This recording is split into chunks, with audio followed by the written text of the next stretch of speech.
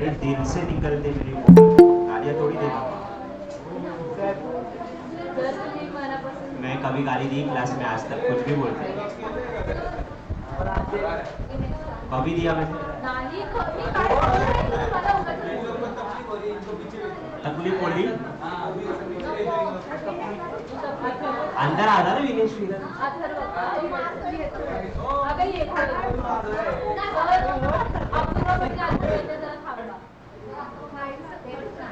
चल redemption of preferences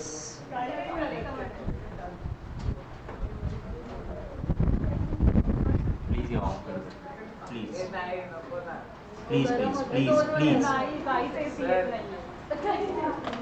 I love you, sir. Please, sir.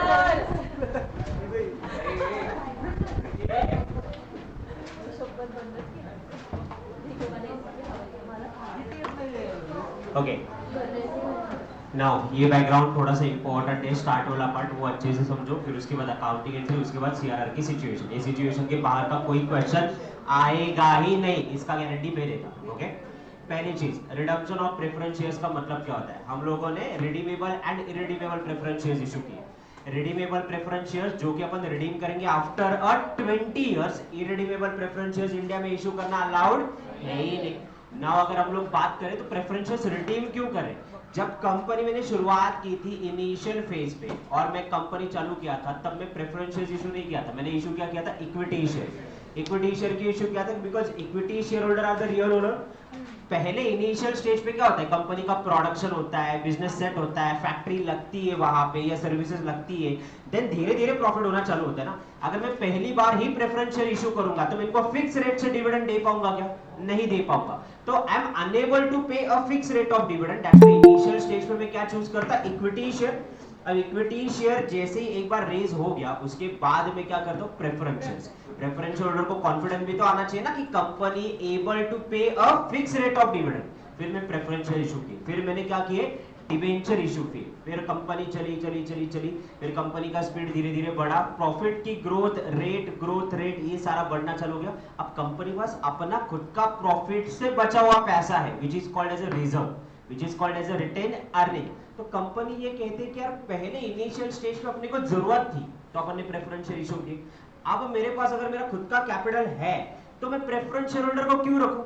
उनको repay कर देते हैं। उनको अगर रीपे कर देंगे तो कॉस्ट ऑफ प्रेफरेंस शेयर्स बच जाएगा, डिविडेंड देने की जरूरत नहीं है इन लोगों को, और उससे कंपनी का प्रॉफिटेबिलिटी भी बढ़ेगा और आपके इक्विटी शेयरहोल्डर की वैल्यू भी बढ़ेगी। So the thing is that जो फिक्स रेट ऑफ डिविडेंड मुझे देना पड़ रहा है, अब वो फिक्स रेट ऑफ डिविडेंड देने की जरूरत ही है। Then I issue the preference shares. अब इनिशियल स्टेज पे भी equity share equity share, but equity share सब लोग नहीं लेते ना, कुछ लोगों को रिस्क नहीं चाहिए होता है, so they expect what? Preference share. तो इनिशियल स्टेज पे अपन ने पहले इक्विटी इशू किया, फिर प्रेफरेंस इशू किया, फिर डेब्ट इशू किए। रिडम्पशन के टाइम पे उल्टा होता है, पहले डेब्ट रीपे होते हैं, फिर प्रेफरेंस रिडीम होते हैं, फिर लास्ट में इक्विटी होता है। नाउ इन दैट सिचुएशन आप लोगों को अभी पैसे की जरूरत नहीं है, दैट्स व्हाई प्रेफरेंस शेयर्स को क्या करें? रिडीम करें ताकि आपका प्रेफरेंस डिविडेंड बचे। नाउ प्रेफरेंस शेयर्स रिडीम कैसे किए जाते हैं? तो प्रेफरेंस शेयर्स रिडीम आप पार्ट में भी कर सकते हो, पार्ट के अलावा प्रीमियम पे भी कर सकते हो और डिस्काउंटेड भी कर सकते हो। बट एक सिचुएशन आपको देता हूं, आज के तारीख पे मैंने आपको 100 रुपए का प्रेफरेंस शेयर्स दिया, ओके, और मैंने बोला यहां से 20 साल काउंट करो।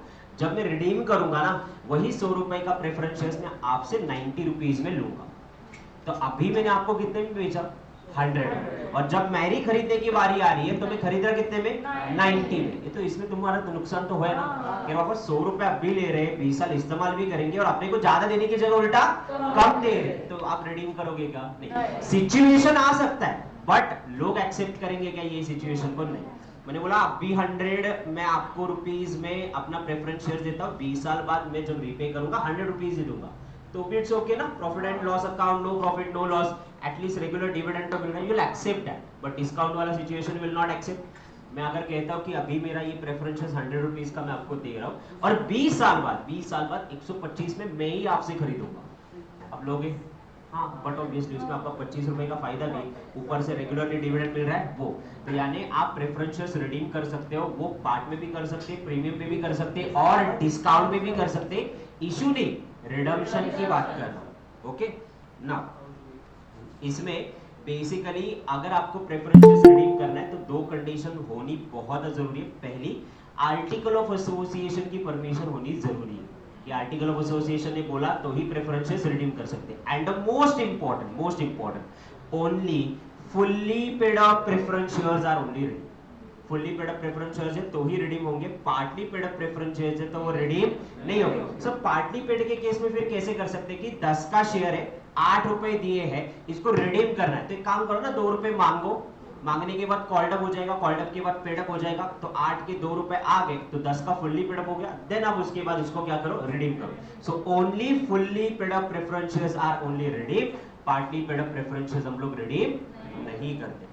नाउ जब आपने प्रेफरेंसेस इशू किया था तब अकाउंटिंग एंट्री क्या पास की थी, वैसे ही अकाउंटिंग एंट्री पास की थी जैसे इक्विटी में की थी। इक्विटी पे थोड़ा पैसा एप्लीकेशन पे आ रहा था, थोड़ा अलॉटमेंट पे आ रहा था, थोड़ा फर्स्ट एंड फाइनल कॉल पे आपका पैसा आ रहा था। इन अ सेम वे आपने अकाउंटिंग एंट्री जब करी तो अपने अकाउंटिंग एंट्री शेयर कैपिटल की जगह लिखे क्या, share application account debit, share allotment account debit, first and final call account debit to preference share capital, ऐसे अपने अकाउंटिंग एंट्री की।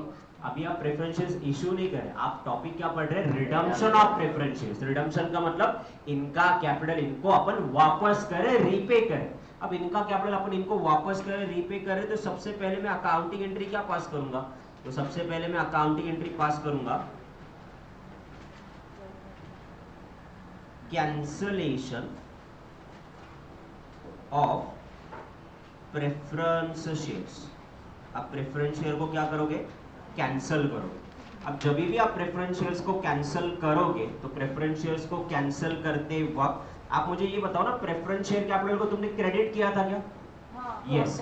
अब क्रेडिट कैंसिल करने के लिए जैसे आपने फॉरफीचर पे शेयर कैपिटल को डेबिट किया था, ऐसे यहाँ पे किसको डेबिट करोगे, प्रेफरेंस शेयर कैपिटल अकाउंट को। तो मेरी अकाउंटिंग एंट्री क्या होगी, preference share capital account debit to. अब प्रेफरेंस शेयर कैपिटल का पैसा देंगे किसको, प्रेफरेंस शेयर होल्डर। लाखों करोड़ों प्रेफरेंस शेयर होल्डर, तो उनके नाम है ना X%, Y%, तो अपन पर्सनल अकाउंट के हिसाब से debit the receiver, credit the giver. तो अकाउंटिंग एंट्री करेंगे preference share capital account debit to preference share holder account, ये अकाउंटिंग एंट्री करी। दूसरी, प्रेफरेंस शेयर्स कैंसिल करने के बाद मैं प्रेफरेंस शेयर होल्डर को पैसा रीपे करूंगा। अब पेमेंट करूंगा तो पेमेंट की entry, payment to preference share holder account.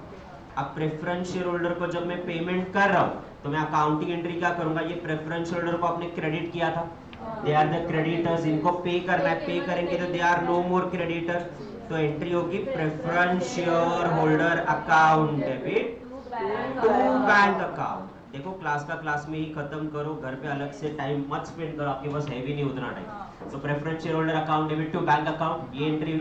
अब मैंने हर बार कहा, लगातार कहा, बार बार कहा आपको क्या कि यार ये प्रेफरेंस शेयर जो है अपन पार्ट पे रिडीम करें तो समझ सकते, अगर प्रीमियम पे रिडीम करें तो, अगर मैं पार्ट पे रिडीम करूंगा तो एंट्री कैसे होगी, 100 शेयर कैपिटल कैंसिल कितने का, क्या 100, मेरे को प्रेफरेंस शेयर होल्डर को पैसे देने कितने 100, नाउ मैं दूंगा भी कितने 100 और बैंक से जाए कितने 100। नाउ अगर मैं प्रेफरेंस शेयर्स 100 का और उसको 120 रुपीस देगा तो कंपनी के पॉइंट ऑफ व्यू के हिसाब से सोचो, क्या कंपनी का लॉस है कि नहीं, उसमें है, 20 साल बाद लॉस है भले ही, बट कंपनी का लॉस है कि नहीं है।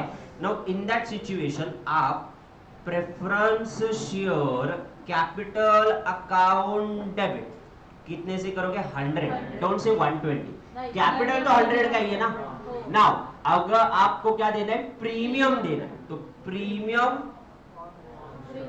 On redemption, premium on redemption debit क्यों किया, debit all expenses and losses 20 to preference share holder account. Preference share holder account कितना हो गया, 120। अब पे करना है, पे करने के लिए तो एंट्री सेम रहेगी, अमाउंट बदलेगा, क्या preference share holder account debit to bank account 120। तो पार्ट पे आया तो क्या एंट्री होगा, प्रीमियम पे आया तो क्या एंट्री होगा, समझ में आया? Okay, just on safer side पता होना चाहिए। इसलिए अगर 100 का प्रेफरेंस शेयर है और मैं 90 रिडीम कर रहा, ओके, तो तो कंपनी का फायदा है कि नुकसान है? कंपनी का फायदा है। नाउ ध्यान से देखो, मैं अकाउंटिंग एंट्री क्या कर रहा हूं।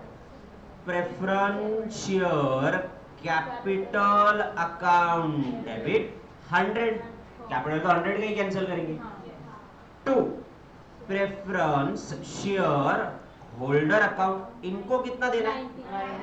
90। नाउ डिस्काउंट रिसीव नहीं बोलेंगे, कंपनी का फायदा हुआ तो इसको बोलेंगे कैपिटल रिजर्व। कैपिटल कैंसिल करने की वजह से मुझे फायदा हुआ, that's what is called capital.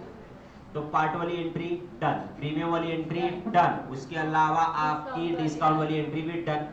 अब यहाँ पे पेमेंट की एंट्री क्या होगी? Preference share holder account debit to bank account, कितना? 90। क्या ये ऑनलाइन वालों को क्लियर है सबको? ऑफलाइन वाले भी? Yes sir. अभी अपन ने सिर्फ 2 एंट्री डिस्कस की, कौन सी? एक शेयर कैपिटल कैंसिल किया और अपन ने उसके बाद पेमेंट किया। सर 10 से ज्यादा मैंने बोला। 1 मिनट सर, लिखना है क्या? मैं इसका पीडीएफ शेयर कर लूं क्या लिखने से बेटर? ठीक है, मैं पीडीएफ शेयर करूंगा। मैं सब कुछ लिख के दिए, इधर भी है।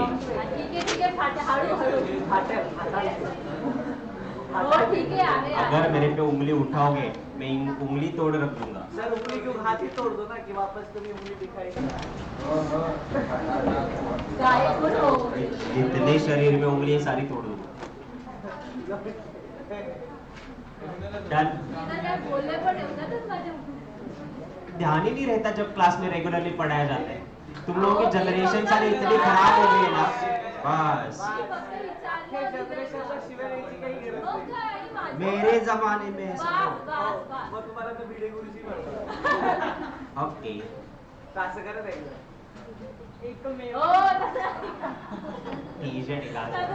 चलो याद हो गया। अब रिडम्पशन पे अगर वो लॉस हुआ है तो मैंने ये रूल आपको बताया था कि रिडम्पशन पे जितना भी लॉस होता है that loss has been recovered from first securities premium and if it is not recovered from securities premium then recovered it from profit and loss account. यहां से लॉस रिकवर्ड करेंगे तो loss on redemption, loss on redemption recovered, loss on redemption is recovered. अब loss on redemption तो पहली वाली situation अगर आप चेक करोगे तो 100 का 100 ही था, तो इसमें लॉस हुआ है क्या? नहीं, तो यहाँ एंट्री अपन करेंगे नहीं। दूसरी वाली सिचुएशन देखो 100 का 120 दे रहे, तो यहाँ पे लॉस हुआ है क्या? यस, 20 रुपए का लॉस हुआ है। और ये 20 रुपए का लॉस रिकॉर्ड कहां से करेंगे? Securities premium and profit and loss account. कुछ ही दिनों पहले, 2 दिन पहले मैंने सिक्योरिटीज प्रीमियम का नोट लिखाया था। क्या कि सिक्योरिटीज प्रीमियम कहाँ का इस्तेमाल किया था? बोनस शेयर, अंडर राइटर, इसके बाद डिविडेंड, प्रीलिमिनरी एक्सपेंसेस, देन उसके अलावा premium on redemption of preference share and debenture, but सिर्फ प्रीमियम का लॉस। नाउ मैं यहाँ पे सिक्योरिटीज प्रीमियम मेरा कम होगा, अगर सिक्योरिटीज प्रीमियम नहीं हुआ तो उसके बाद profit and loss account, and profit and loss account पे लिखेंगे क्या? Premium on redemption. इतना 2020। जब आप प्रेफरेंस शेयर्स के एमसीक्यू सॉल्व करने जाओगे तो तुमको बार बार सवाल पूछा जाएगा, क्या? Premium on redemption account is which account? Real, personal और नॉमिनल? नॉमिनल, क्योंकि ये मेरा लॉस है, बराबर। ये क्वेश्चन बार बार पूछा जाएगा। दूसरा सवाल बार बार पूछा जाएगा एमसीक्यू में थियोरेटिकली कि बाबा ये जो लॉस है ये कहां से रिकवर करेंगे? फर्स्ट सिक्योरिटीज प्रीमियम से, then profit and loss account से, या दोनों ऑप्शन भी हो सकते हैं कि फ्रॉम द बोथ। तो ये पॉइंट जरा अच्छे से याद रखो। तीसरा पॉइंट, जब जब प्रेफरेंस शेयर कैपिटल आप कैंसिल करोगे, चाहे आप 100 में कैंसिल करो, 120 में करो, 90 में कैंसिल करो, कैपिटल तो कैंसिल 100 का ही हो रहा है। यानी capital is also cancel always with a face value, nominal value या बुक वैल्यू। तो ये एक एमसीक्यू वहां पे बन सकता है। देन अब प्रेफरेंस शेयर्स का लॉस रिकवर्ड करने के बाद अपन क्या करते हैं? तो प्रेफरेंस शेयर्स अपन ने कैंसिल करे, रिडीम करे। नाउ लॉस ऑन रिडम्पशन के बाद एक अकाउंट ट्रांसफर करते हैं which is the capital redemption reserve account. जय CRR. What is CRR? Preference shares capital को रिडीम करने के लिए रिजर्व्स के पैसे आपने इस्तेमाल किए, that's why it is amount transfer to CRR. ये मैंडेटरी है और ये ऐसे क्यों? रिजर्व का पैसा किसका है? इक्विटी का है कि प्रेफरेंस का है? इक्विटी का है। तो इक्विटी का पैसा प्रेफरेंस वालों को देने की जरूरत की ना तुमने, तो इसमें इक्विटी का नुकसान हुआ कि नहीं हुआ? हुआ। तो प्रेफरेंस शेयर होल्डर वाले इक्विटी वालों को समझाते हैं, देखो अपन दोनों भाई भाई, ओके, मैं मान रहा एग्जिट, अभी मेरे को पैसे की जरूरत है, तो तुम्हारे रिजर्व्स के पैसे मैं अभी ले रहा हूं और उसके बाद मैं एग्जिट कर रहा हूं। तो अभी एग्जिट करने के बाद में इसी कैपिटल रिडम्पशन रिजर्व्स में से आगे जाके हम लोग फ्यूचर में आपको क्या देंगे? बोनस शेयर देंगे। तो रिजर्व्स का पैसा, उसमें से बोनस वापस किसको मिलेगा? इक्विटी। तो this is not a permanent adjustment, this is a temporary adjustment that कि आपका पैसा लेके अपन क्या करें? प्रेफरेंस को दे। तो वो याद रखना चाहिए ना कैसे कितने पैसे दिए। दैट्स व्हाई अपन अकाउंटिंग एंट्री क्या करेंगे? अकाउंटिंग एंट्री करेंगे, फर्स्ट प्रायोरिटी देते हैं अपन general reserve account debit, then profit and loss account debit to CRR account, बराबर? यानी इतने पैसे का आगे जाके क्या करना है? बोनस देना है। अब ये हर सिचुएशन में आएगा, पार्ट पे करो, प्रीमियम पे करो, या फिर आप डिस्काउंट पे करो, तीनों सिचुएशन में सीआरआर की एंट्री आएगी आएगी। नाउ सीआरआर का आगे जाके क्या करेंगे? बोनस शेयर देंगे हम लोग। अब ये थियोरेटिकल क्वेश्चन में पूछे जाएंगे कि बाबा सीआरआर का आगे जाके क्या होता है? तो सीआरआर का आगे जाके बोनस शेयर दिया जाएगा। बोनस शेयर की अकाउंटिंग एंट्री क्या होगी? अब सीआरआर नहीं रहेगा ना, CRR account debit to bonus to share holder, ये अकाउंटिंग एंट्री कर सकते हैं आप, bonus to share holder account. And बाद में जब ये अपन बोनस टू इक्विटी शेयर देंगे, इक्विटी शेयर इश्यू करेंगे, तो अकाउंटिंग एंट्री होगी bonus to share holder account debit to equity share capital account, to equity share capital account. तो ये पूरा प्रोसेस समझो। पहले शेयर कैपिटल को कैंसिल करेंगे, preference share capital account debit to preference share holder account. दूसरी entry payment करेंगे, preference share holder account debit to bank account. तीसरा अगर लॉस है तो रिकवर करेंगे, securities premium profit and loss account debit to premium on redemption. फिर general reserves and P and L में से अमाउंट ट्रांसफर करेंगे, किसको? सीआरआर को। सीआरआर से बोनस देंगे, CRR to bonus share holder and bonus share holder to equity share capital. Entries अगर आप चेक करोगे ना, इसको कैंसिल करने के लिए ये एंट्री डेबिट, सीआरआर को कैंसिल करने के लिए फिर क्रेडिट का डेबिट, बोनस को कैंसिल करने के लिए क्रेडिट का डेबिट, ऐसे करके ये अपने कन्वर्जन में आ रहे हैं। CRR get converted into bonus, bonus converted into equity. तो अकाउंटिंग एंट्रीज क्लियर है सबको? सारी तीनों सिचुएशन क्लियर है। अब इसके बाद मैंने आपको एक लिखवा के दिया था कौन सा पैसा सीआरआर को जाता है और कौन सा पैसा सीआरआर को नहीं जाता है। That is one of the most important part. अगर लिखा है तो मार्क करो एज ए इंपॉर्टेंट वर्ड, नहीं लिखा है तो मैं आपको बता दूं। लिखा है क्या आप लोगों ने? क्या लिखा है? Working redemption of undistributed fresh issue of equity shares वगैरे टेबल फॉर्मॅट मध्ये दिलं आपण खूप नहीं रे, वो नहीं। तेच हवंय ना वर्किंग। 5 चीजें हैं जो सीआरआर को ट्रांसफर नहीं होती, बाकी की सारी चीजें ट्रांसफर होती है। ये क्या लिखा हुआ है? वो नहीं लिखा है सर। फिर मैंने फोटो भेजा था क्या ग्रुप पे? भेजा था, मेरे याद है। मैंने हाँ सर, भेजा था। रहेगा या लिखवा के दिया रहेगा, गारंटेड ऐसा होगा ही। मेरे को याद है, एक तो फोटो भेजा रहेगा मैंने, या लिखवा के नहीं, बट एक्सप्लेन तो किया होगा। रुकिए,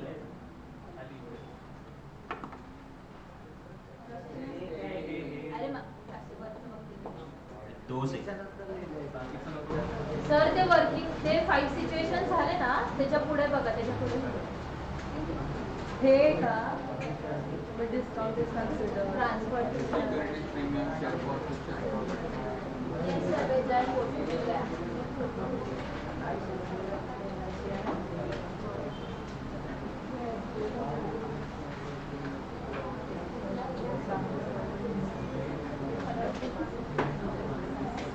मला वाचायचं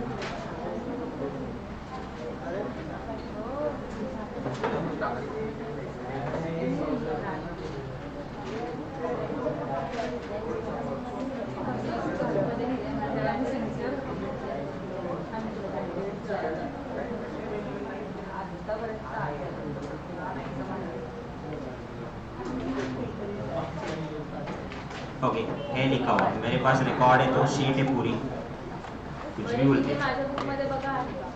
चलो ये तुम्हारा बुक है, हो मेरे को लगा निकल का है। बरं जसं तुम्हाला हँडरायटिंग समजत असेल. नहीं सच्ची मेरे को क्या पता handwriting हो हे बघा लिहिलंय नॉट अलाउड. मध्ये हे बघा ह्याच्यात लिहिलंय आपण. अब लिखा है इतना याद है मेरे को।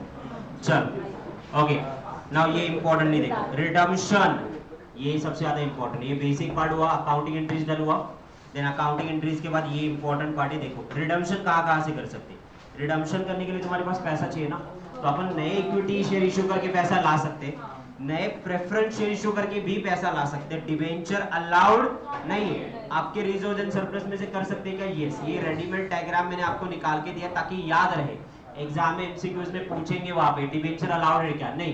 प्रेफरेंस अलाउड, इक्विटी अलाउड, वहां के पैसे में से अपन रिडीम कर सकते हैं, रिजर्व एंड सरप्लस में से भी रिडीम कर सकते हैं, बट डिबेंचर से नहीं। नो प्रेफरेंस भी लॉजिक नहीं लग रहा है बट कर सकते हैं। कब? अब मतलब क्या हुआ ना, प्रेफरेंस शेयर्स नए मार्केट में इशू करे और रिडीम भी प्रेफरेंस ही करे। तुमको डिविडेंड बचाना था तो प्रेफरेंस शेयर्स तुमने कैंसिल करे ना, तो फिर नए प्रेफरेंस शेयर इशू कौन से करे? कम रेट ऑफ डिविडेंड वाले इशू कर रहे, तो आपका फायदा होगा। So this is allowed. Then उसके अलावा रिडम्पशन के प्राइजेस एक बार जो अपन ने डिस्कस किए, इशू 100 का 90 तो at a discount, then 100 part and then 100 का 120 प्रीमियम, ये दोनों आएंगे। डिस्काउंट वाला सिचुएशन बहुत रेयर वाले में आएगा। नाउ अब रिडम्पशन जब आप कर रहे हो तो रिडम्पशन करते हुआ आपको इक्विटी शेयर से आप रिडीम करें, तो उसके एडवांटेज एंड डिसएडवांटेज ये भी मैंने नोट डाउन करवा के दिए। अगर आप नए इक्विटी शेयर इशू कर रहे हैं, नए इक्विटी शेयर, तो मैंने नए इक्विटी शेयर इशू किए, उनसे जो पैसा आया वही पैसा प्रेफरेंस को दिया, तो मेरी जेब में से पैसा गया क्या? नहीं। So no inflow and outflow of the money. Okay, मैंने एक शेयर मार्केट में बेचा और एक शेयर मार्केट से खरीदा, कौन सा? प्रेफरेंस वाला, तो मेरे को कैपिटल गेन टैक्स नहीं लगता है।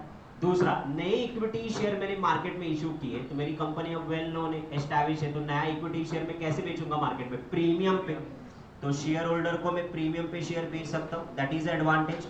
डिसएडवांटेज क्या है? ऑलरेडी इक्विटी शेयर होल्डर थे, नए और इक्विटी शेयर इशू किए तो और लोग वहां पे ऐड हो गए, और लोग ऐड हो गए, तो अब जो पहले कम लोगों में अर्निंग बढ़ती थी अब ज्यादा लोगों में अर्निंग बढ़ेगी, एंड शेयर होल्डर का पैटर्न चेंज होगा। पहले आपकी मक्तेदारी थी ना, आप ही लोग थे, फिर और लोग ऐड हो गए, तो बट ऑब्वियसली आप लोगों में क्या हो जाता है, आपकी परसेंटेज माइनॉरिटी में कन्वर्ट होते हैं ना, आप मेजॉरिटी में, बहुत बाहर से लोग ऐड होते हैं, इन that situation. So benefit and limitation ये किसके? Equity share.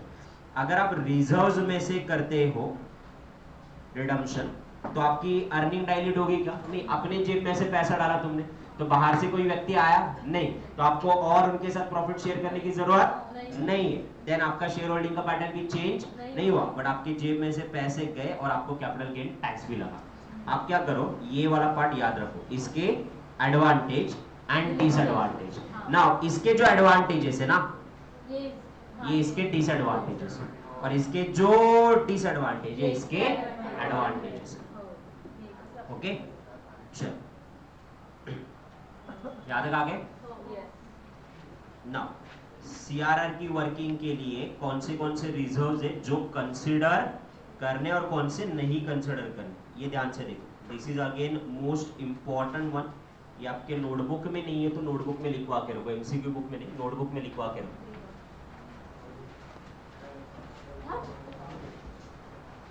Following reserves are not allowed for CRR. Following reserves are not allowed for CRR. उसमें से किती जागा लागणार आहे? पाच। पाचच आहे. उसमें से share forfeiture account, share forfeiture account क्या होता है आप सबको पता है अभी। उसमें जो फायदा पड़ा है वो फायदा अपन सीआरआर के लिए इस्तेमाल कर सकते क्या? नहीं। दूसरा, सिक्योरिटीज प्रीमियम, प्रॉफिट प्राइस। तीसरा, profit priority incorporation, profit prior to incorporation. अब देखो कितने लोगों को दिमाग चलता है, अपन देखते हैं।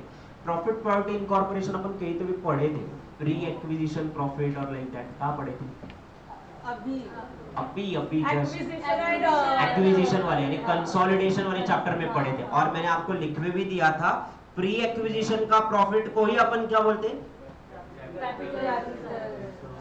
हाँ, तो फिर ऐसे याद रखो ना, ना profit prior to incorporation allowed है, ना कैपिटल प्रॉफिट अलाउड है। And last one development rebate reserve. Development rebate reserve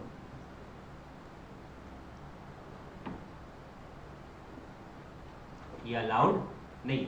अब टोटल 12 की लिस्ट है जो अलाउड है। अब 12 कहाँ याद रखेंगे? तो सिंपल है, ये 5 नहीं है, बाकी के सारे अलाउड है। कौन सा? Share forfeiture, securities premium, profit prior to incorporation, capital profit and development rebate reserve. अब थोड़ा सा ध्यान से, जितना भी अभी तक पार्ट पढ़ा अपन एक बार डिटेल में रिवाइज करेंगे, देन अपन सीआरआर पे जाएंगे। सीआरआर की वर्किंग नोट अपन ने नहीं देखी, जर्नल एंट्रीज अपन ने देखी, बट वर्किंग नोट कैसे करनी है ये इस पे अपन को जाना है, और इसी पे ज्यादा एमसीक्यू आएंगे। सो जो थ्योरेटिकल एमसीक्यू आएंगे वो मैंने आपको बोला। प्रेफरेंस शेयर्स जो है, ध्यान से बोलो, preference shares partly paid up की fully paid up? Fully paid up. Article of association की परमिशन की जरूरत है। मैक्सिमम पीरियड रिडम्पशन का कितना है? 20 इयर्स। अभी अपन क्यों रिडीम कर रहे हैं? क्योंकि अपने को पैसे की जरूरत नहीं है। कहाँ से रिडीम कर सकते हैं? 4 में से। इक्विटी से कर सकते हैं, हाँ। प्रेफरेंस से, हाँ। डिवेंचर से नहीं, रिजर्व्स में से कर सकते हैं। नाउ अब एडवांटेज डिसएडवांटेज। अगर मैं इक्विटी से प्रेफरेंस इशू करता हूँ, यहाँ से पैसा याद है, no inflow outflow, no capital के एंड शेयर प्रीमियम पे इशू की। 3 एडवांटेजेस। डिसएडवांटेज क्या है? कि डाइल्यूशन ऑफ अर्निंग होगा, और उसके अलावा शेयर होल्डिंग का पैटर्न चेंज होगा। अब मैंने मेरी जेब में से पैसा डाला, इन दैट सिचुएशन जेब में से पैसा डाला तो मेरा डाइल्यूटेड अर्निंग पर शेयर नहीं हुआ, शेयर होल्डिंग का पैटर्न चेंज नहीं हुआ, हाँ, बट कैपिटल गेन टैक्स लगा और आउटफ्लो ऑफ द मनी हो गया। तो ये चारों आपका थ्योरेटिकली हो गया। Then accounting entry wise preference share capital cancel करोगे तो accounting entry preference share capital account debit to preference share holder account. Premium pay करते हो तो preference share capital account debit premium on redemption account debit to preference share holder account. दूसरी entry preference share holder account debit to bank. अब ये जो loss है कहां से रिकॉर्ड करेंगे? फर्स्ट सिक्योरिटीज प्रीमियम, दूसरा प्रॉफिट एंड लॉस अकाउंट। तो अकाउंटिंग एंट्री होगी securities premium account debit profit and loss account debit to preference नहीं रे, टू प्रीमियम ऑन रिडम्पशन, वो कैंसिल करेंगे ना। देन बाद में क्रिएट करना है सीआरआर, क्योंकि ये रिजर्व्स का पैसा है, तो general reserve account debit profit and loss account debit to CRR, then CRR to bonus, and then उसके बाद bonus to equity share. CRR का आगे जाके क्या होगा? Bonus share. लॉस कहां से रिकॉर्ड करेंगे? सिक्योरिटीज में एंड पीएनएल। कौन से रिजर्व्स अलाउड नहीं है सीआरआर के लिए? Share forfeiture, securities premium, profit prior incorporation, capital profit, development rebate. ये 5 अलाउड नहीं। अब सबसे ज्यादा इंपॉर्टेंट ये सारी सिचुएशन आपके यहाँ पे लिखे, जो देखो तब लिख के रखा था, तो अब रिवीजन करने में आपको दिक्कत नहीं आ रही। Calculation of CRR capital redemption reserves को कितने पैसे डालेंगे, इसका मैंने रेडीमेड वर्किंग नोट आपको बना के दिया है, इसी हिसाब से करो, सारे एमसीक्यू फटाफट बनेंगे और काफी इंटरेस्टिंग है। क्वेश्चन ध्यान से रीड करो। 1012% preference shares are redeemed at part. For that purpose, director decided to issue 6,000 fresh equity share of 10 each at part and balance out of reserve. तो जरा कुछ फैक्ट को कलेक्ट करना चालू करो। फैक्ट क्या है आपके?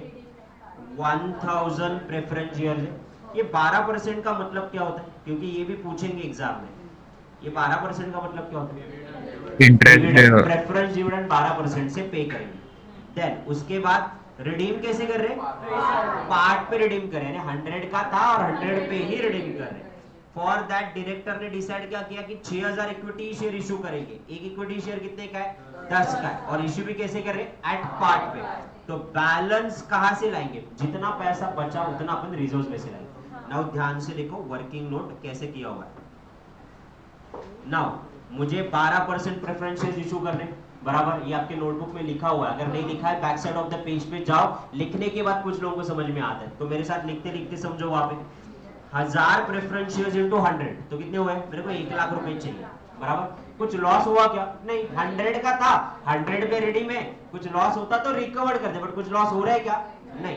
अब आपने बोला ना इक्विटी शेयर, 6000 इक्विटी शेयर आपने इश्यू की, तो 6000 इंटू 10 60,000 रुपए मेरे पास इक्विटी से आया, तो मेरे को जेब में से कितना डालना पड़ेगा, 40,000। मैंने स्टार किया, स्टार का मतलब क्या, बैलेंसिंग फिगर। नाउ जितना पैसा रिजर्व्स में से है उतना ही पैसा सीआरआर को जाता है, इक्विटी वाला पैसा नहीं। तो कितना सिंपल है, 1,60,000 यहाँ से आए तो 40,000 कहां से, अपने जेब में से, तो सीआरआर को कितने गए, 40,000। Done. Situation number 2, what is the amount transfer to CRR if 5,008% preference shares are issued and balance at a reserve. पहली चीज सवाल पूछो, क्या प्रेफरेंस शेयर्स रिडीम कर सकते हैं क्या, out of preference only allowed है, वो डायग्राम बोला मैंने। अच्छा है ना, तुम्हारा पहले 12% का था, अभी कितना है तुम्हारा 8% का, तो 4% का डिविडेंड बच रहा ना तुम्हारा, चीज ऑफ गुड अमाउंट, 4% का डिविडेंड बच रहा है, तो अपन बैलेंस कहां से लाएंगे, रिजर्व्स में से। तो मैंने वर्किंग नोट लगाई यहाँ पे, देखो 12% प्रेफरेंस शेयर्स मेरे पास कितने, 1000 इंटू 100, मेरे को देने कितने, 1 लाख रुपीस देना है। इसमें से 8% के नए प्रेफरेंस शेयर्स इशू के, कितने के, 5000, तो यानी कितने के, 10,000, तो यहाँ से कितने, 50। सर और पैसे कम गिर रहे हैं तो कहां से रहेंगे, रिजर्व्स, तो सीआरआर को कितने गए, 50,000, है ना आसान।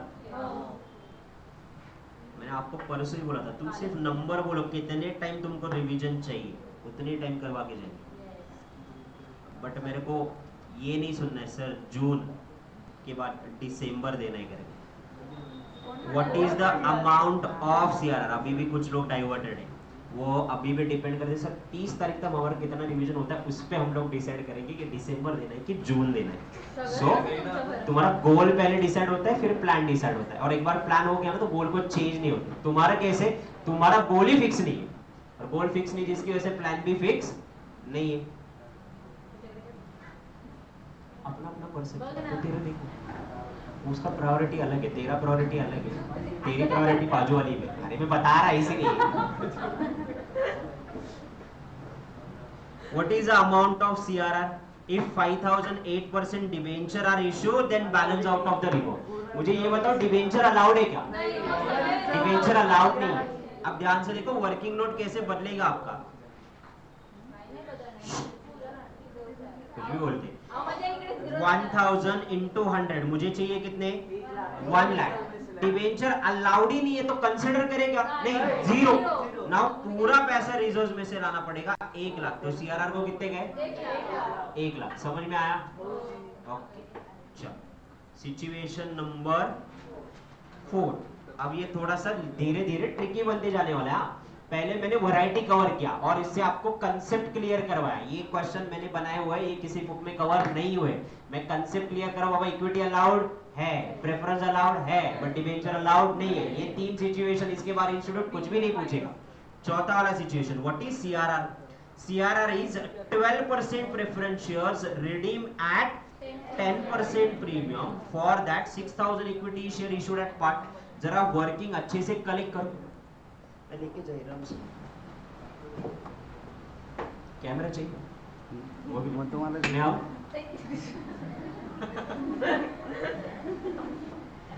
What is a CRR if 12% preference shares redeem at 10% premium. इससे पहले तीनों सिचुएशन में अपन क्या कर रहे थे, इससे पहले तीनों सिचुएशन में अपन पार्ट पे रिडीम कर रहे थे, तो अपने को लॉस नहीं हुआ था। अभी इस बार अपन प्रीमियम पे रिडीम कर रहे हैं, एंड उसके लिए उन्होंने क्या किया, 6,000 शेयर इश्यू किए, वो भी पार्ट।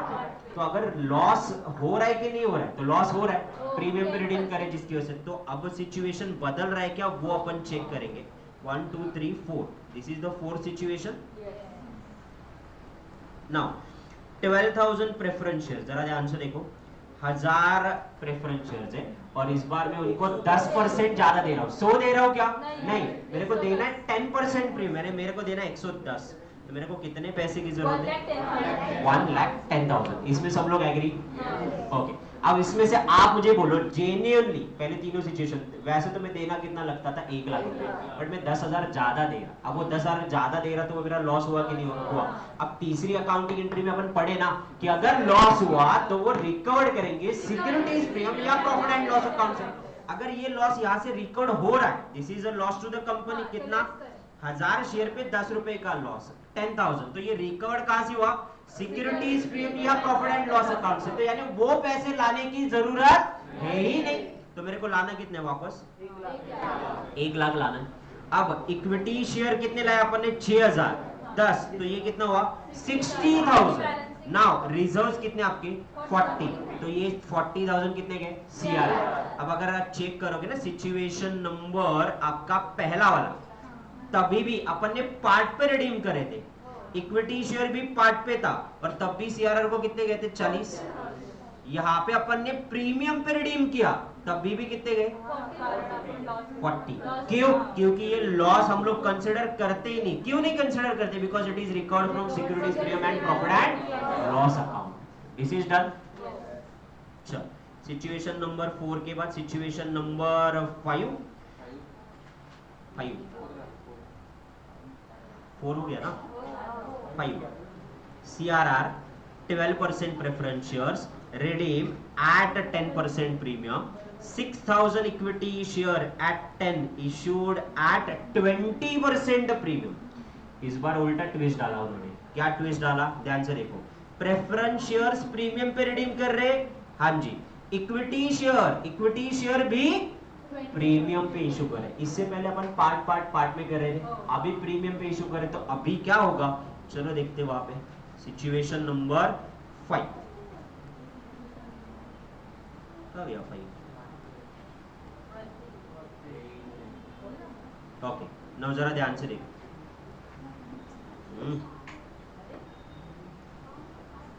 छोटा हो क्या हो रहा है? चलो ऐसे ही समझो, ऐसे पकड़ के बैठना पड़ा। 12% preference shares, 1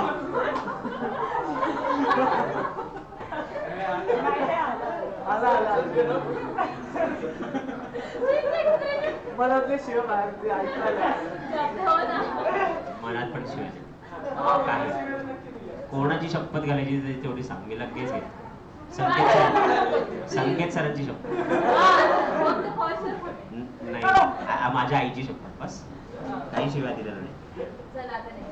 12% preference shares, 1,000 into 110, 1,10,000, इतना पैसा मुझे देना है. Okay, now in that situation loss हुआ कि कंपनी को? हाँ हुआ ना, 10% अपन ज्यादा दे रहे हैं ना, तो 1000 शेयर पे 10 रुपए के हिसाब से लॉस कितना हुआ? 10,000. अब ये लॉस रिकॉर्ड कहाँ से करेंगे? Securities premium and profit and loss account पे. इसको अपन ने पहले भी इग्नोर मारा था, अभी भी इग्नोर मारे, जैसे आपकी गर्लफ्रेंड आपको मारती है. तो 1 लाख रुपीज, 1 लाख रुपीज के बाद मुझे इक्विटी से पैसा लाना है. अब इक्विटी से पैसा लाते वक्त 6000 इक्विटी शेयर इशू किए, बट 10 का इक्विटी शेयर 12 में इशू किया, बट फिर भी मैं यहाँ पे कंसिडर कितना कर रहा? 10 ही क्यों सर, 12 कंसिडर करने चाहिए ना. वो जो 2 रुपए है, वो 2 रुपए कहाँ चले गए? आपके 6000 शेयर पे 2 रुपए चले गए सिक्योरिटीज प्रीमियम, ये 10,000 का लॉस रिकवर करने. समझ में आए? तो यहाँ पे कितना आएगा? 10. तो यहाँ पे कितना है? 60,000. Balancing figure 40. तो सीआरआर को वापस कितने गए? 40. तो अब यहाँ से मैंने ना एक कंक्लूजन ही बना लिया. एनी काइंड ऑफ प्रीमियम, चाहे वो प्रेफरेंस शेयर्स रिडम्पशन का हो, चाहे इक्विटी का हो, नॉट कंसिडर, उसको कंसिडर करना ही नहीं. अपन ने देखो ना, यहाँ पे 110 में रिडीम किया, तो भी 10,000 माइनस करके इग्नोर करके आगे चले गए. यहाँ पे 12 पे इशू किया था, तो भी मैंने 12 की जगह लिया कितना? 10. तो वेदर आप इक्विटी शेयर इशू करो, प्रेफरेंस शेयर इशू करो, आप प्रीमियम पे रिडीम करो, any kind of premium is not considered. Any kind of premium is not considered, but the discount is considered. समझ में आए? बट डिस्काउंट वाला सिचुएशन बहुत रेयरली आएगा, क्योंकि डिस्काउंट अलाउड है नहीं. क्या ये सिचुएशन क्लियर है? पांचों वाला सबसे ज्यादा इंपॉर्टेंट है. वो 2 रुपए कहाँ पे गए? समझ में आया? जो आपको 6000 शेयर पे 2 रुपए का प्रीमियम मिला ना, वो 10,000 का लॉस रिकवर करने में चला गया. तो वापस सीआरआर के लिए वापस कर सकते क्या? नहीं. एक ही अमाउंट दो जगह इस्तेमाल कर सकते क्या कि नहीं? सीआरआर के भी यूज करो, प्रीमियम के लिए भी यूज करो, कर सकते नहीं? दोनों में से एक पे यूज कर सकते। ऑनलाइन वाले क्लियर? Yes, sir. चलो सिचुएशन Yes. लास्ट 6 सिचुएशन आई आपका। What is amount transfer to CRR? Now ध्यान से देखो, 12% आपके शेयर है। Now preference share issued at कैसे? Premium 6000 equity share of 10 issued at 10% discount. Discount आएगा नहीं बट अपन ने करवा के रखा है। 1000 शेयर 110 चाहिए कितने? 1,10,000। अभी देखा ना अपने any kind of premium not consider, तो ये 1000 शेयर पे 10 रुपए का 10,000 का लॉस माइनस किया। क्यों? क्योंकि ये सिक्योरिटीज प्रीमियम में चला गया and profit and loss account से रिकॉर्ड हुआ, तो मेरे को चाहिए कितने? 1,00,000। इक्विटी शेयर 6000 है तो वहां पे 9 पे इशू किया। 9 क्यों? 10 रुपए का शेयर था, 10% डिस्काउंट यानी 1 रुपए का डिस्काउंट आए कितने? 9। Premium is not consider but the discount is consider. क्या फालतू वाला लॉजिक है? प्रीमियम को कंसिडर नहीं करेंगे, डिस्काउंट को कंसिडर करेंगे। प्रीमियम ये तुम्हारा फायदा है क्या? प्रीमियम फायदा नहीं है, कंपनी का फायदा है क्या? अरे अपन कंपनी है ना, अपन कंपनी के हिसाब से अकाउंटिंग करेंगे। कंपनी का फायदा है क्या? इक्विटी शेयर 10 का 12 में इशू करोगे तो कंपनी का 2 रुपए का फायदा है कि नहीं है? है। तो गेन में से, फायदे में से लॉस रिकवर कर सकते कि नहीं कर सकते? यस। अगर मैं 10 का शेयर 9 में इशू करता हूं तो मेरा नुकसान हुआ। नुकसान में से नुकसान रिकॉर्ड होता है क्या? नहीं। समझ में आया क्यों नहीं कंसिडर कर रहे और इसको क्यों कंसिडर कर रहे? वहां पे द थिंग इज दैट वहां पे वो गेन में से लॉस रिकॉर्ड हुआ तो उसको कंसिडर किया, यहाँ पे रिकॉर्ड ही नहीं हो रहा ना। So that's the only reason. तो यहाँ पे अपन ने 2 रुपए को क्या किया था? कंसिडर नहीं किया था। तो इन दैट सिचुएशन आप इक्विटी शेयर 10 का 10 में, 10 का 12 में और 10 का 9 में इशू करोगे। इशू की बात करो तो 10 की जगह अपन 10 ही कंसिडर करेंगे, 10 और 12 की जगह भी 10 ही कंसिडर करेंगे क्योंकि 2 रुपए प्रीमियम में चलेंगे और 10 के 9 की जगह 9 ही कंसिडर। कंक्लूजन क्या निकला तुम्हारा कि any kind of premium is not consider but discount is consider.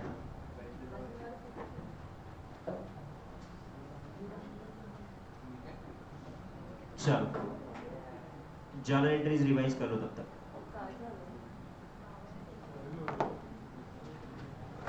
उधार का सेल है क्या? 2 मिनट रुको और सेल खत्म हो गया।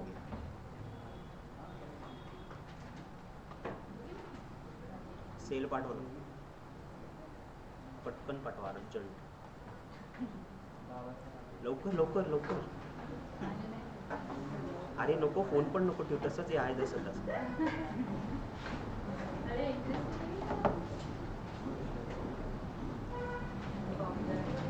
ऑनलाइन वालों को आवाज आ रही है? हाँ सर। ठीक है चलो कंटिन्यू करते हैं। 7th वाले सिचुएशन पे आ जाओ।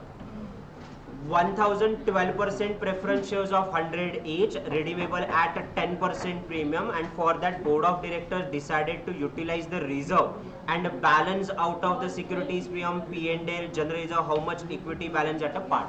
अब इन्होंने क्या कर दिया? उल्टा कर दिया। इससे पहले अपन क्या कर रहे थे? इससे पहले अपन ये कर रहे थे कि इक्विटी शेयर इशू कर रहे थे और सीआरआर कितना है वो निकाल रहे थे। इस बार उन्होंने सवाल उल्टा पूछा, रिजर्व दिए, बोले इक्विटी शेयर कितना इशू करोगे ये बताओ। तो ठीक है ना, करते कैलकुलेशन कैसे होगा। सो 1000 आपको शेयर्स इशू करने हैं, रिडीम कैसे कर रहे हैं? 10% प्रीमियम यानी देते हुए 110 ज्यादा देना आपको। यूटिलाइज रिजर्व्स कौन से? सिक्योरिटीज प्रीमियम अलाउड है क्या? सिक्योरिटीज प्रीमियम अलाउड है क्या? अरे अब भी लिखा ना आपने, 5 चीजें अलाउड नहीं है। Share forfeiture, securities premium, capital profit, profit plot incorporation and rebate reserve allowed नहीं है। तो इसमें से इस्तेमाल नहीं करेंगे। P&L इस्तेमाल करेंगे, रिजर्व इस्तेमाल करेंगे, बाकी का शेयर इशू करेंगे। शेयर कैसे इशू करें? पार्ट। अब ध्यान से देखो सिचुएशन नंबर 7 कहाँ गया? ओके नाउ यहाँ देखो 1000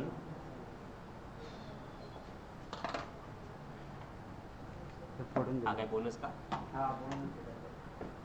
ते पगाराचं बघा चांगले सेलाने दिले तरी पण तेवढं वाढत वाटत.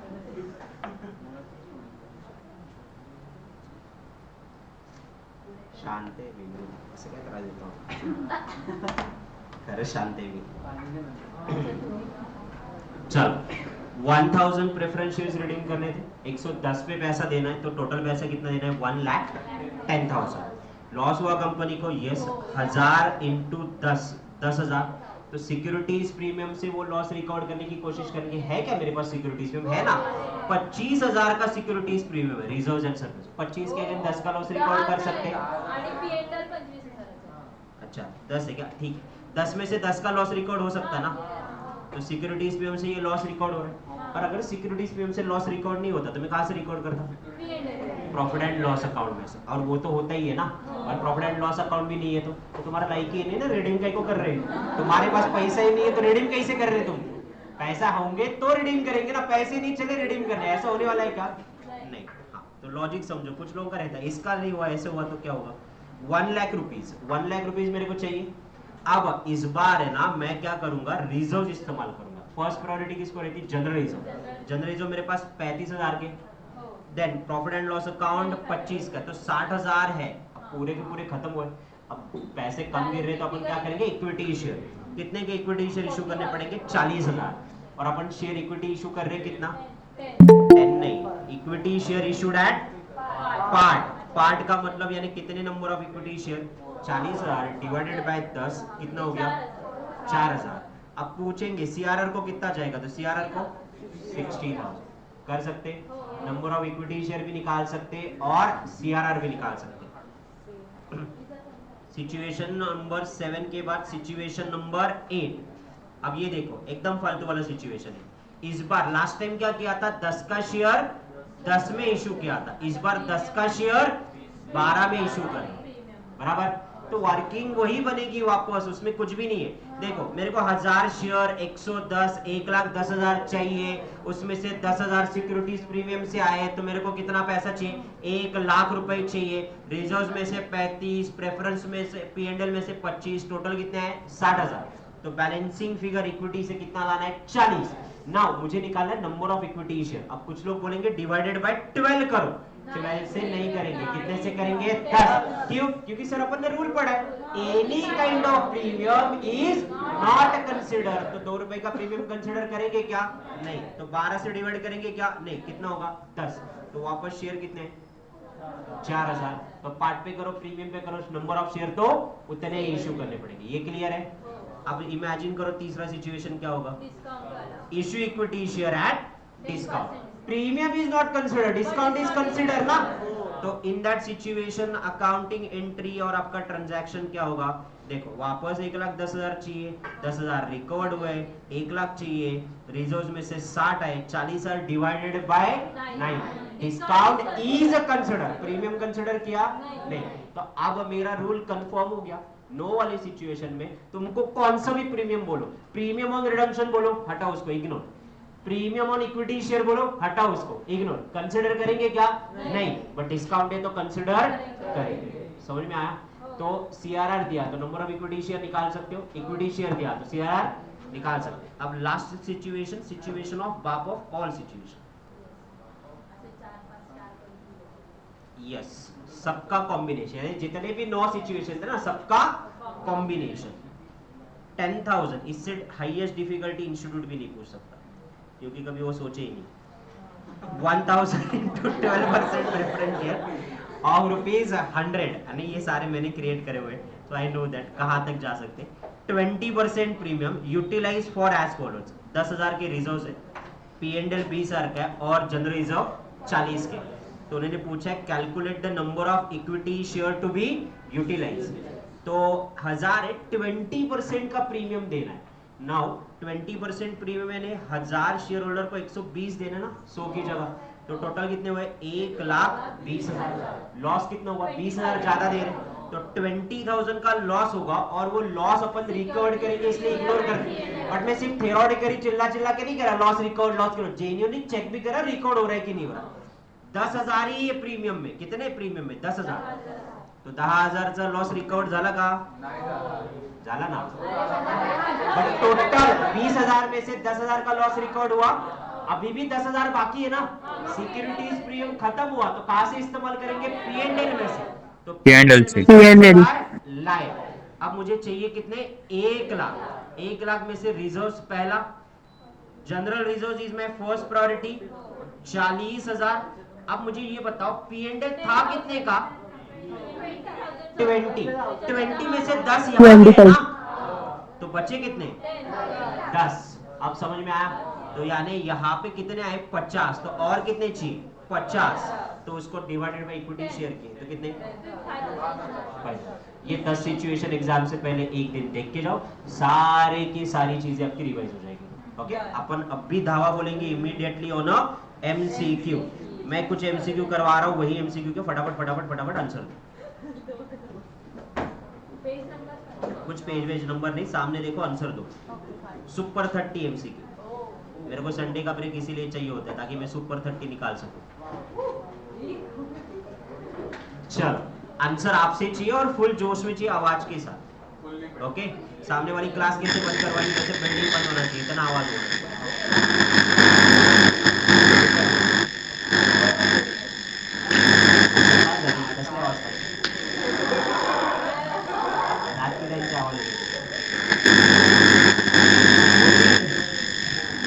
Yes sir,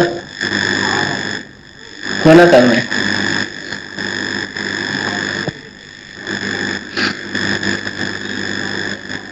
okay, preference fully paid नहीं पेड नहीं, मैं तो ऐसे हो गया, वाई वाई लो इंस्टीट्यूट को बोलता paid first preference shares can not be redeem unless they are fully paid paid up. up। सही है। Which of the following utilizes a limited company for redemption of preference shares? Generally तो इसको All of the above. All of the above. और all of the above। All of the above. All of the above। 5 वह इस्तेमाल नहीं करते, बाकी सारे करते। Preference shares redeem at a premium and they can be provided for share premium, fresh issue of share, forfeited or capital reserve।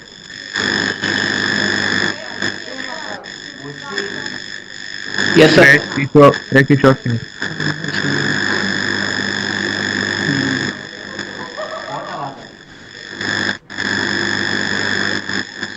ठीक है, share premium account. Share premium.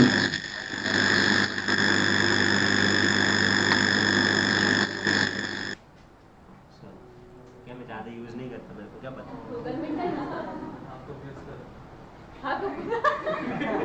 किसको गूगल मीट करता था? वापस आ। ओके, चलो तीसरा वाला क्वेश्चन ध्यान से पढ़ो। If the preference shares are redeem at premium, premium पे प्रेफरेंस शेयर्स रिडीम करें तो उसका जो प्रीमियम है वो प्रीमियम कहां से रिकवर करेंगे? तो अपन सिक्योरिटीज प्रीमियम से Share करते, premium. P&L से करते या दोनों से करते, बट यहाँ पे एक ही ऑप्शन है ना, कौन सा? Premium. Share premium option account. आ रहे कि नहीं आ रहे? उसी पे एमसीक्यू आएंगे, इंस्टीट्यूट सरड्याची धाव कुंभणापर्यंत। प्रेफरेंस शेयर्स ज्यादा से ज्यादा redeem 20 year. Premium on the redemption of preference shares cannot be returned out of again securities में हो profit loss account For future. For future, पूछा था फॉर फ्यूचर। end हो यहाँ पे section वाला 7 preference shares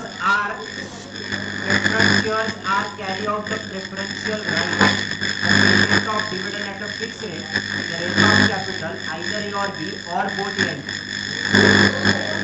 both A and B. do B. not carry or carry the voting right. Fixed rate of dividend, yes. Return of capital, yes. Either Yes. either both and both. Both and B. दोनों में से एक ही है ना। Mute करा तेरे को वापस आया तो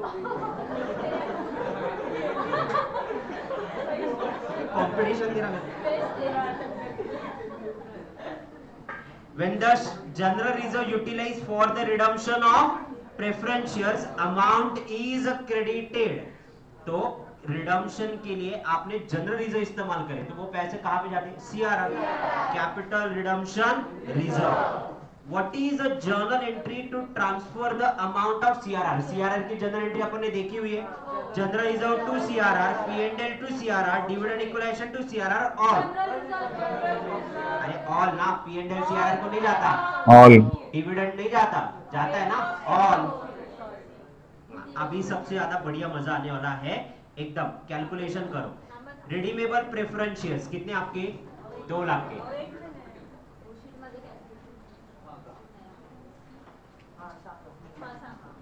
रिडीमेबल प्रेफरेंस शेयर्स कितने आपके? 2 लाख। रिडीम कैसे करें? Redeem at part, and for that purpose equity share issue कैसे किए? 80,000 को भी part. Amount transfer to CRR 1,20,000.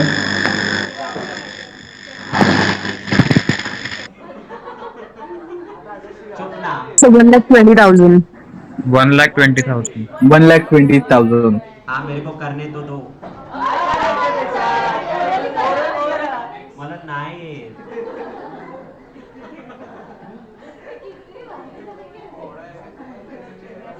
2 lakh रुपये असं काहीतरी होतं, मग त्यातनं 80,000 इक्विटीनी दिले असं काहीतरी सांगितलं होतं सरांनी, आणि मग बाकीचे रिझर्व्स मधनं येतात। तो how much amount transfer to CRR? 1,20,000। Option C. तुम लोग ये ओवर कॉन्फिडेंस ना तुमको एग्जाम में नहीं करो, डायरेक्टली मत करो, लिख के करो। एग्जाम में 11% redeemable preference shares of rupees 1 lakh, redeem at 5% premium, 40,000 share issued at part। तो मेरे को देखो 1 लाख है बराबर, उस पे 5% यानी कितना? 1,05,000 चाहिए। मैं 5,000 ज्यादा दे रहा तो लॉस हो रहा क्या? यस। तो वो 5,000 माइनस करूंगा सिक्योरिटीज प्रीमियम एंड पी&एल में से, तो चाहिए कितने? 1 लाख। 1 लाख में से मैं इक्विटी शेयर कितने इशू किए? 60। तो रिजर्व्स में से कितने जाएंगे? इक्विटी कितने करें? 40। तो रिजर्व्स में से कितने? 60। तो सीआरआर को कितने जाएंगे? 60,000. Option D. राज समझा क्या? थोड़ा थोड़ा।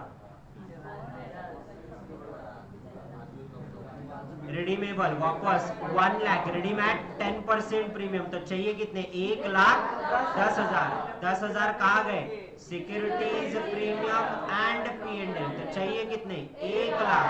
1 लाख में से 50,000 का इक्विटी शेयर है, बट 20% प्रीमियम पे इशू किया है। Any kind of premium is not considered. तो यहाँ पे 50 आएगा, 50 पे 20% प्रीमियम जो 10,000 का प्रीमियम है वो कंसिडर नहीं करेंगे। तो इक्विटी यहाँ पे, तो रिजर्व्स में से 50, तो सीआरआर को भी 50, और अपने को मार्क भी लेके आने 50। तो धमकी क्या देते? एक्सॉन लिमिटेड कितने शेयर? एक्सॉन लिमिटेड के 650 share, 15% redeemable preference share of 100 each at a 10% premium.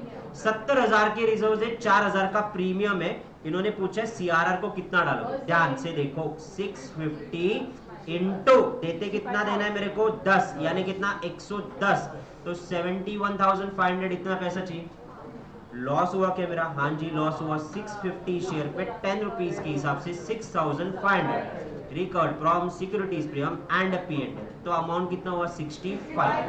अब ध्यान से देखो, 65 में से इक्विटी शेयर इशू किए क्या उन्होंने? नहीं, सारा पैसा रिजर्व में से डाला है। अब रिजर्व में 70,000 है, बट मेरे को 65 ही चाहिए ना, कि 70 ले लेंगे? नहीं, 65 जितना चाहिए उतना 65। तो सीआरआर को कितने? ऑप्शन 65,000. ए।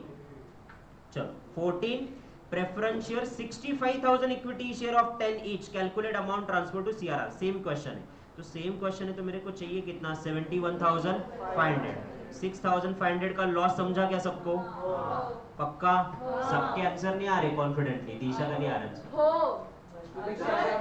65,000 आया।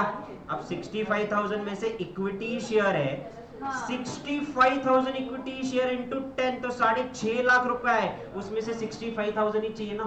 तो सीआरआर की जरूरत गिरी क्या तुमको? रिजर्व्स की जरूरत गिरी क्या? नहीं, तो 0. 15. 65,000 equity share of 10 each eight 10% discount, तो भी वही आएगा, 0 ही आएगा ना, 65,000 9 के हिसाब से. तो दिस इज डन. अब मैं बताता हूँ आपका जो मेन बुक है, वो मेन बुक में जो नीचे एक्स्ट्रा क्वेश्चन ऐसे करके लिख के दिया हुआ है, वो एक्स्ट्रा क्वेश्चन में 1 से लेके 500 तक के एमसीक्यू, बराबर. कुछ लोगों ने ऑलरेडी किए हुए, कुछ लोगों ने नहीं किए. उसमें से मैं बताता हूँ एमसीक्यू नंबर 400 से लेके एमसीक्यू नंबर 500 तक, ये आपके प्रेफरेंस शेयर्स के एमसीक्यू, बराबर. तो ये एमसीक्यू आज घर पे ट्राई करना. इसमें से सारे जितने भी आपके बन रहे, ज्यादातर थ्योरेटिकल है, फिर एंड में तुमको ऐसे ही सीआरआर वाले क्वेश्चन मिलेंगे, वो सारे एमसीक्यू आप ट्राई करो. उसमें से अगर कोई भी डाउट आया तो बोलो. ओके, उसमें भी मैंने क्लास में सॉल्व करवा के लिए है, सबके एक्सप्लेनेशन है, तो सिर्फ आपको एक बार क्या करना है, गो थ्रू करना है. Okay, wait. उसके अलावा ये तो 100 हुए. ओके, इसके अलावा ऊपर वाले में जो अपन ने क्लास में करवाया, जो कलरफुल में, ये चैप्टर कौन सा है? चैप्टर नंबर 4 है ना आपका. यस, चैप्टर नंबर 4 के भी रेगुलर क्लास के एमसीक्यू, एक्स्ट्रा एमसीक्यू के अलावा ये भी आज घर पे आपको देखना है. और मैं वापस बोल रहा हूँ, अभी आपका काउंटडाउन चालू हो गया. मैंने 3 दिन तक आपको समय दिया था फॉर द सेटलमेंट. एक ही दिन में बाबा का चमत्कार होके 8 घंटे बैठने वाले नहीं. तो सेटलमेंट टाइम दिया था, इंप्रूवमेंट का स्कोप हो गया. अब धीरे धीरे आपको टाइम क्या होगा, बढ़ाना पड़ेगा. जिन्होंने किए हुए संडे को यूटिलाइज किया, उनके बने हुए. जिन्होंने नहीं किया, उनको आज ये रेगुलर क्वेश्चन प्लस ये 100 एमसीक्यू करने पड़ेंगे. मैंने ऑप्शन नहीं दिया, करने ही पड़ेंगे. अभी करेंगे तो ही होगा. ओके, नाउ मेजॉरिटी आंसर है, तो आपको सिर्फ गो थ्रू करना है. मेरे नहीं लगता डाउट आएगा, क्योंकि सबके एक्सप्लेनेशन राइट साइड पे लिखे हुए हैं. एक ही मिनट, मॉड्यूल निकालो. पेज नंबर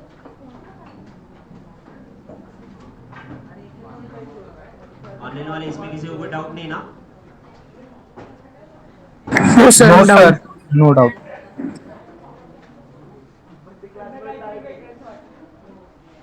एमआईएस वाला चैप्टर निकालो. Chapter number MIS, management information system.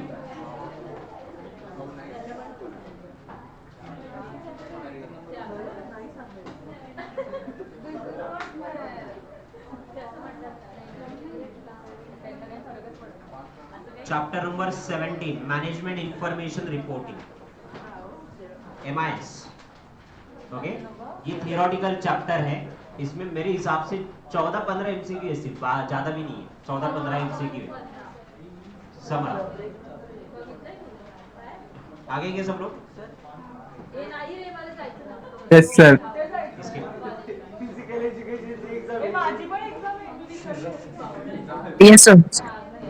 चल, मैनेजमेंट इंफॉर्मेशन सिस्टम का मतलब मैनेजमेंट को डिसीजन लेने होते हैं. तो मैनेजमेंट को डिसीजन लेने के लिए लगते क्या है, इंफॉर्मेशन. तो वो इंफॉर्मेशन करेक्ट, एक्यूरेट, रिलायबल होगा तो डिसीजन की क्वालिटी इंप्रूव होगी.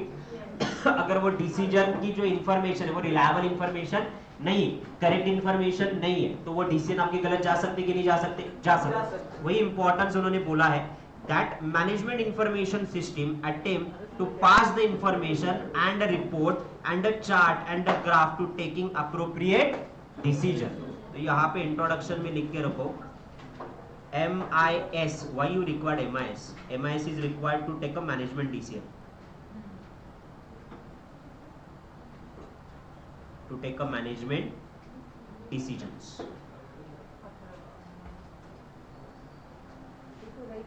ओके, ये चैप्टर मॉड्यूल में से ही रिवाइज करो. इंडेक्स में लिख के रखो रेफर मॉड्यूल करके. Okay, importance of information. Importance याद कर लो, रट लो अच्छे से, एकदम से डिटेल में. क्या है? इंफॉर्मेशन आपको इंफॉर्मेशन प्रोवाइड करता है. वाह. Then help in selection. Selection is what कि यार बहुत सारी इंफॉर्मेशन है, उसमें से इंफॉर्मेशन को अपन क्या करेंगे, सॉर्ट करेंगे. सिलेक्शन. देन इंफॉर्मेशन सिलेक्ट करने से अपने को परफॉर्मेंस कंट्रोल करने में आसानी होती है. Then it help to the profitable operation. Performance control होगी तो खर्चे कंट्रोल होंगे, खर्चे कंट्रोल होंगे तो प्रॉफिट बढ़ेगा ही बढ़ेगा. Then follow the principle of the management by exception. Okay तो यानी सारे प्रिंसिपल मैनेजमेंट के फॉलो किए जाते हैं एक्सेप्ट कुछ अनसर्टेन सिचुएशन पे and helpful in overall achieving the goal. तो सबसे ज्यादा कितने 1 2 3 4 5 6 कैसे याद रखने, ध्यान से देखो। इंफॉर्मेशन मेरे को इंफॉर्मेशन प्रोवाइड करेगा, इंफॉर्मेशन से मेरी परफॉर्मेंस कंट्रोल होगी, परफॉर्मेंस कंट्रोल होगी तो मेरा प्रॉफिट बढ़ेगा, प्रॉफिट बढ़ेगा तो मेरा गोल अचीव होगा। तो ये 4 आपके अच्छे से हो गए ना। उसके अलावा इंफॉर्मेशन को आपको क्या करना है, सिलेक्ट करना है and it follow the principle of management exception. 6 याद हुआ? चलो दोबारा मेरे साथ बोलो। इंपॉर्टेंस, रिपोर्टिंग की इंपॉर्टेंस क्या? It provide information, reporting information selected basis पे इंफॉर्मेशन। तो सिलेक्शन, सिलेक्शन के बाद control, Control. Profitability operations, principle of management, like achieving goal. Exception. Done. Level of management, 3 level of management है, front line manager, middle level management and top management. Okay front line manager का मतलब आपके जो front पे काम कर रहे हैं employees and worker. Middle level management में क्या आता है, accounts manager, finance manager, production manager, सारे मैनेजर आते हैं। एंड टॉप मैनेजमेंट में कौन आता है, मैं, board of director, CEO and chairman. Done. तो फ्रंट लाइन हो, ठीक आहे हम भी होंगे आम्ही पण येऊ. मी तर इकडेच येण्याची वाट बघतो। अहो आता तुम्ही 40 नंतर असे रिटायर होणार, तेच म्हटले। हाँ मेरे टाइम Next. मैं वाइंड अप कर रहा, मैं आपके बैच में कल ही बोला था ये। Professional module 1 batch stop. Employee, worker, manager, board, CEO and chairman. Okay now higher level management, higher level management एकदम बोर्ड ऑफ डायरेक्टर्स ज्यादा। नाउ ये इंफॉर्मेशन ध्यान से देखो, ये आपने लिखा हुआ है, मैंने ना कंपैरेटिव करके लिख के दिया था आपको नोटबुक में। Okay higher level management and middle and lower. Higher level management का रिपोर्ट जो है ना समराइज होता है एकदम क्विकली, एकदम पाई चार्ट, टेबल फॉर्मेट में, समराइज फॉर्मेट में होता है। और मिडिल लेवल की मैनेजमेंट कैसे होते हैं, डिटेल में। नीचे का जो वर्कर है आपका ग्राउंड लेवल, उसको कहा वो पाई चार्ट समझ में आता, फ्लो चार्ट समझ में आता, तुम ऐसा उसके सामने ट्रेंड रखेंगे, हाँ बोता बुलिश ट्रेंड है कि बेरिश ट्रेंड है, वो बोलेगा कुछ नहीं, लाइन मारे सिर्फ समझ में नहीं आया। तो उसको डिटेल में बताना पड़ेगा ना कि बाबा इतने यूनिट बनाने हैं, ये इंस्ट्रक्शन है, उसको चार्ट समझने वाला क्या नहीं, तो उसके इंस्ट्रक्शन डिटेल में रहेंगे। देन हायर लेवल मैनेजमेंट जो है ये लेस फ्रीक्वेंट है, इनकी इंफॉर्मेशन मोर फ्रीक्वेंट है। Then number of report, higher level को बहुत सारे रिपोर्ट मिलते हैं ना, प्रोडक्शन, सेल, फाइनेंस, कैश, सारे रिपोर्ट इनके पास होते हैं। मिडिल लेवल को अपने काम का ही रिपोर्ट यहाँ पे होता है। हायर लेवल मैनेजमेंट ज्यादा बार मिलते हैं क्या, नहीं, they are so busy person, less frequently मिलते हैं। मिडिल लेवल मैनेजमेंट डेली एक दूसरे को मिलते हैं। सो याद कैसे रखना है, higher and middle and lower, इनका समराइज होता है, इनका डिटेल में होता है, ये लेस फ्रीक्वेंटली मिलते हैं, ये मोर फ्रीक्वेंटली मिलते हैं। इनके पास नंबर ऑफ रिपोर्ट क्वांटिटी में ज्यादा होता है और इनके नंबर ऑफ रिपोर्ट कम होता है। ओके नाउ ये चार्ट उससे भी ज्यादा इंपॉर्टेंट है, which is a level. Top level management क्या डिसाइड करता है, स्ट्रैटेजी। इनको इंफॉर्मेशन कौन सी लगती है, बाहर की और अंदर की, दोनों की इंफॉर्मेशन चाहिए। देन टाइम होराइजन, तो आपका जो बोर्ड ऑफ डायरेक्टर है वो लंबे अवधि के लंबे गोल डिसाइड करता है, that's why long term. Aggregation summarise information होती है, past as well as current. Then उसके अलावा middle level management they decided tactics, कि जो गोल डिसाइड करके दिया है बोर्ड ने, सीईओ ने, उसको टैक्ट कैसे करना है, टैक्टिक्स। इनको भी इंटरनल एक्सटर्नल इंफॉर्मेशन, इनका गोल मीडियम होता है, इनको एग्रेशन भी मिडिल होता है एंड करंट इंफॉर्मेशन पे ये ज्यादा प्रेफर करते हैं। लोअर लेवल मैनेजमेंट यानी वर्कर्स एंड एम्प्लॉय जो एक्चुअल में ऑपरेशन करते हैं, तो इनको चाहिए ऑपरेशनल इंफॉर्मेशन, ये इंटरनल होता है, बाहर क्या चल रहा है उनको कुछ लेना देना नहीं है। Goal short term, then information detail and very current. इसको हटाओ, ओके मेरे साथ रिवाइज करो। टॉप मैनेजमेंट इंफॉर्मेशन कैसे लगेगी, strategic information for the longer period. Longer period के बाद ये इंफॉर्मेशन कैसी रहेगी, समराइज्ड फॉर्मेट में रहेगी, इंटरनल और एक्सटर्नल लगेगी, पास भी लगेगी, करंट भी लगेगी। Now middle level management, middle level management कैसे, टैक्टिकल इंफॉर्मेशन, इनको भी इंटरनल एक्सटर्नल चाहिए, मीडियम पीरियड के लिए चाहिए। नाउ मीडियम पीरियड के साथ साथ इनको सिर्फ करंट का इंफॉर्मेशन चाहिए। देन ये कैसे होता है, मीडियम लेवल का इंफॉर्मेशन होता है, बहुत लंबा समराइज भी नहीं होता, बहुत डिटेल भी नहीं होता। Third level is operational level management, एकदम शॉर्ट पीरियड के लिए चाहिए होता है, वेरी करंट इंफॉर्मेशन चाहिए और इंटरनल इंफॉर्मेशन ही चाहिए होता है। लॉजिकली याद रहेगा, higher level, top, middle level, कौन आता है कौन नहीं आता है, ऑब्जेक्टिव, 5 एडवांटेज वापस दोबारा करेंगे। ये मेरे को इंफॉर्मेशन देंगे, सिलेक्शन करेंगे, प्रॉफिट की वजह से गोल अचीव होगा, कंट्रोल होगा and management by information system. Now इसके टाइप्स अगर आप चेक करोगे तो इसके टाइप्स से पहले फीडबैक, ये प्रोसेस होता कैसे, पहले अपन इंफॉर्मेशन को डिस्कवर करते, फिर उसको एनालाइज करते, फिर उसकी रिपोर्ट बनाते, फिर उस रिपोर्ट के बाद उस पे डिसीजन लेके इंप्लीमेंट करते, एक्सेस पॉइंट लेते, फीडबैक लेते, फीडबैक के बाद वापस नई इंफॉर्मेशन को डिस्कवर करते। This is the cycle of reporting. Mark as important one, ये देख के जाना। इसी पे भी एमसीक्यू आएंगे, जो 14 एमसीक्यू आए ना ये सारे टेबल बेस्ड एमसीक्यू है। ओके। देन कौन से टाइप पे रिपोर्ट बोलते हैं, ये वाला। तो इसमें सिर्फ डायग्राम जितने ना वो ही देख के जाओ, यही आपको काम में आएगा, जितने डायग्राम। रिपोर्ट में फॉर्म के हिसाब से 3 रिपोर्ट है, डिस्क्रिप्टिव, टैबुलर और ग्राफिकल। और कंटेंट वाइज रिपोर्ट देखोगे तो 3 है, प्रोडक्शन, सेल एंड कॉस्ट। और फ्रीक्वेंसी वाइज देखोगे तो रूटीन एंड नॉन रूटीन है। ये भी अपन ने लिखवाया था ना,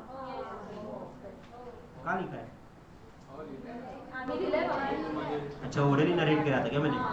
ओके। डिस्क्रिप्टिव ऐसे फॉर्मेट में रहेगा, काफी डिटेल में रहेगा बट काफी बोरिंग रहेगा। So the thing is that which is, वहां पे बिल्कुल ही टेबल ग्राफ बिल्कुल ही यूज नहीं किया, which is a descriptive. Tabular format में टेबल्स का इस्तेमाल किया जाता है और टेबल्स एंड नंबर्स का कॉम्बिनेशन इस्तेमाल किया जाता है। एंड ग्राफिक्स में ग्राफिक्स डिजाइन का इस्तेमाल, पाई चार्ट, देन उसके अलावा अलग अलग जो आपके बार चार्ट वगैरह आते हैं उसका इस्तेमाल करेंगे। ओके। कंटेंट वाइज प्रोडक्शन के रिलेटेड इंफॉर्मेशन प्रोडक्शन टेबल देगा, सेल से रिलेटेड, कॉस्ट एंड फाइनेंस से रिलेटेड वो पर्टिकुलर कंटेंट देगा। फ्रीक्वेंसी जो रूटीन रिपोर्ट है वो रिकरिंग इन नेचर है, बार बार बनाने पड़ेंगे, purchase report, sale report, special report, company में चोरी हुई special report, CID. Then company में आग लग गया तो in that situation special report बनेगी, वहां पे स्पेशल इन्वेस्टिगेशन होगा। बस हो गया, lesson rounded off. The report can be defined as a mean of communication. Report कैसे होनी चाहिए? Return form should be brought to the attention of various management who can use the table in a suitable action for the proper control. Now, आपकी information को 3 part में divide किया गया, front line management, middle management and top management. आपको कुछ example देंगे और बोलेंगे ये फ्रंट लाइन है कि ये मिडल है कि ये टॉप मैनेजमेंट है। Information varies according to their manager level. हाँ, किसी को डिटेल में लगती है, किसी को आपको मिडल लेवल में लगती है, किसी को पास्ट एंड करंट लगती है, किसी को एक्सटर्नल इंफॉर्मेशन लगती है। According to that the report of the top management कैसे रहेंगे? More summarise, less frequent, more in number, ये लिखा हुआ है अपन ने। Lower level management more detail, more frequent, less in number. Then management report system is for monitoring the mission and objective of the organization. Inefficient reporting result into inaccurate data information which is harmful. गलत information है, भरोसा नहीं रख सकते, reliable नहीं है, तो decision भी अफेक्ट हो सकता है। It is a effective process, problem को आइडेंटिफाइड करके टैकल करने के लिए अपन इंफॉर्मेशन का सहारा लेते हैं। ना इंफॉर्मेशन का सहारा लेते हैं, उसकी प्रोसेस ध्यान से समझो, discovery, analysis, report creation, delivery, implementation, access feedback and IT capabilities. Now information कैसी होती है? ओरली भी हो सकती है, रिटर्न भी है, और बेटर कौन सा है? रिटर्न है। इंफॉर्मेशन कैसी होनी चाहिए? Accurate, time, relevance and complete होनी चाहिए। आधी इंफॉर्मेशन भी धोखा है, एक्यूरेसी के साथ होनी चाहिए, टाइमलेस होनी चाहिए और रिलेवेंट होनी चाहिए। देन इसके डिवाइडेशन हुए content, form and frequency. Frequency में रूटीन, नॉन रूटीन, फॉर्म के हिसाब से tabular, descriptive and graphical, and content के हिसाब से production, sale, cost, finance. Then इन्होंने 3 फॉर्म्स दिए, डिस्क्रिप्टिव, टैबुलर एंड ग्राफिकल। ये किसके है? रिपोर्टिंग के फॉर्म्स के type. Then routine and periodical report, तो ये आपके रेगुलर, नॉन रेगुलर के। Interval at routine which can be presented fixed for the report and special report which is required to be a scrutinized routine के basis. तो ये lesson rounded up करके MIS का information हो गया। 2 minute दो, इसको क्विकली वाइंड अप करके मैं ब्रेक दूंगा आपको। ओके, सो इंफॉर्मेशन आपको चाहिए for decision making. Now information चाहिए तो उसके 5 इंपॉर्टेंस क्या? इट प्रोवाइड इंफॉर्मेशन, परफॉर्मेंस यानी सिलेक्ट करता है आपकी इंफॉर्मेशन, देन परफॉर्मेंस को कंट्रोल करता है, प्रॉफिट बढ़ाता है, ऑब्जेक्टिव अचीव करता है, and follow the principle of management by exception. Then higher level, middle level, less frequency, more frequency, summarise, detail. अगर यहाँ पे बात करें तो इनका number of quantity report more, यहाँ पे लेस। देन टैबुलर फॉर्मेट में देखेंगे तो डिस्क्रिप्शन में बिल्कुल ही टेबल्स एंड फिगर्स नहीं होते। देन टैबुलर में आपका टेबल होता है, ग्राफिकल में प्रेजेंट ग्राफिकली किया जाता है।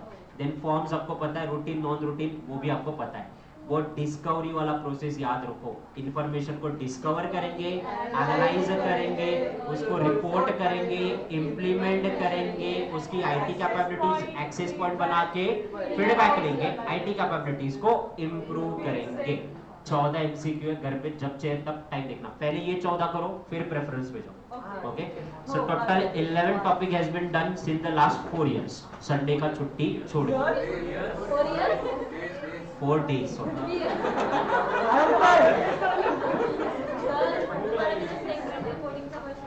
वो आज होंगे चलो, सेम लिंक को ज्वाइन कर लेना, मैं मैसेज कर दूंगा same link. Okay Okay, sir. Okay, sir.